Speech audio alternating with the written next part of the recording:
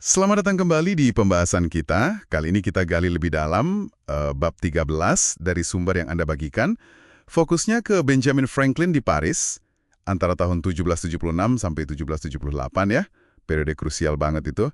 Dia jadi kayak sosok penting di lingkaran kekuasaan Prancis, courtier gitu ya istilahnya.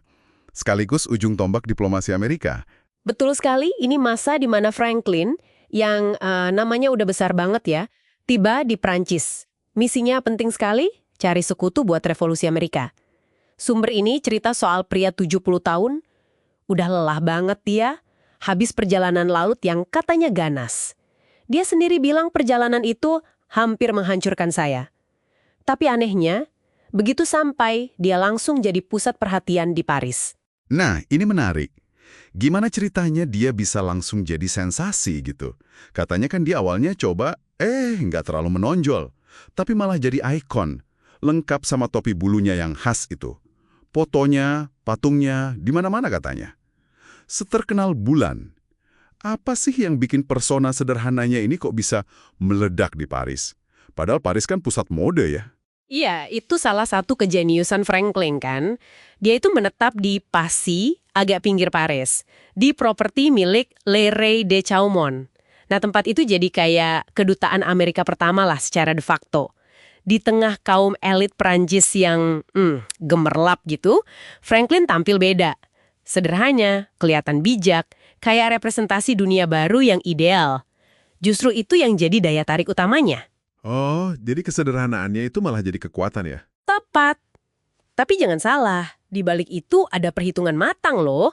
Dan dia nggak kerja sendirian. Ada komisioner lain, Silas Dane sama Arthur Lee. Nah, si Lee ini curigaan banget sama Franklin. Terus ada lagi sekretarisnya, Edward Bancroft, yang ternyata, diam-diam itu mata-mata Inggris. Tunggu. Jadi dia harus negosiasi sama Prancis sambil diawasi rekan Amerika yang nggak percaya sama dia. Dan sekretarisnya sendiri mata-mata musuh. Wah, rumit banget ini. Gimana sumber ini cerita cara Franklin ngatasin semua ini? Sambil tetap fokus ke misi utama tentunya. Tetap tenang. Pertemuan awalnya sama Menteri Luar Negeri Prancis, Vergennes, itu juga hati-hati sekali. Prancis kan pengen balas dendam ke Inggris setelah kalah perang sebelumnya.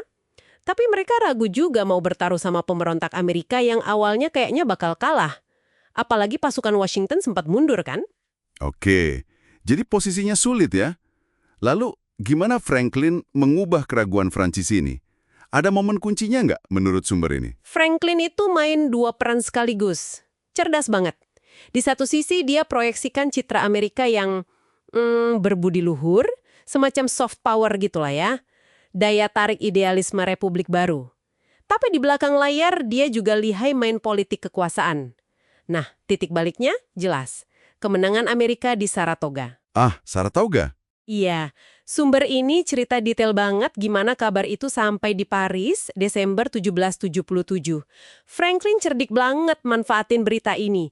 Dia bahkan pakai keberadaan mata-mata kayak Bancroft itu buat ngasih sinyal ke Inggris, sekaligus tekanan harus ke Prancis biar cepat ambil keputusan. Wah, bisa kebayang ya dramatisnya pas kabar Saratoga itu datang, pasti lega banget.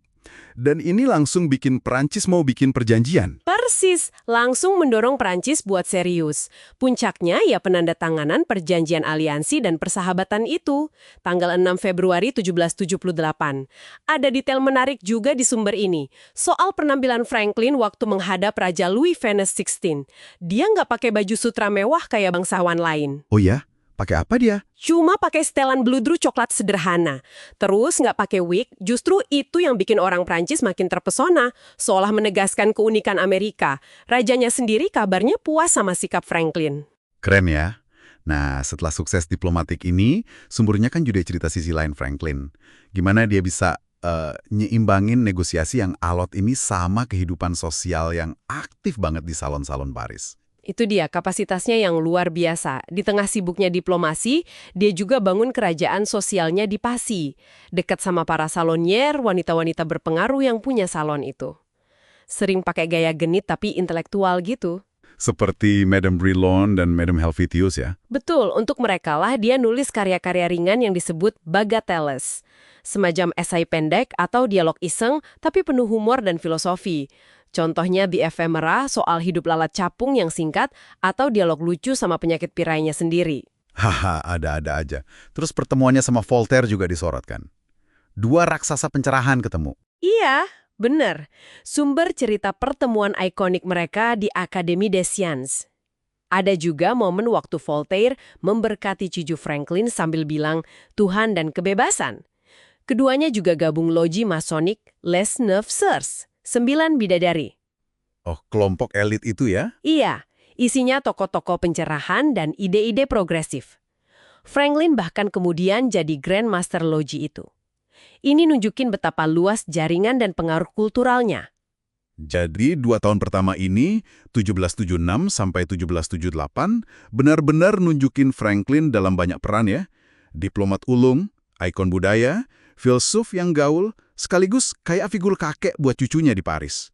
Sukses besar dia. Nggak diragukan lagi.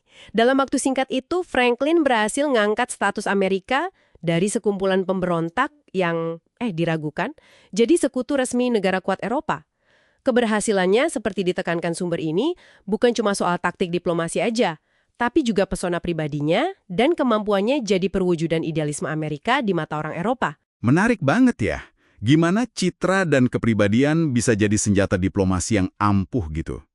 Bab 13 ini ngasih kita gambaran Franklin yang udah kokoh posisinya di Paris. Siap lanjut berjuang. Gimana sih caranya Franklin bisa terus mempertahankan citra orang Amerika sederhana dan bijak itu, padahal dia kan nyaman banget bergerak di kalangan elit dan salon paling canggih di Eropa.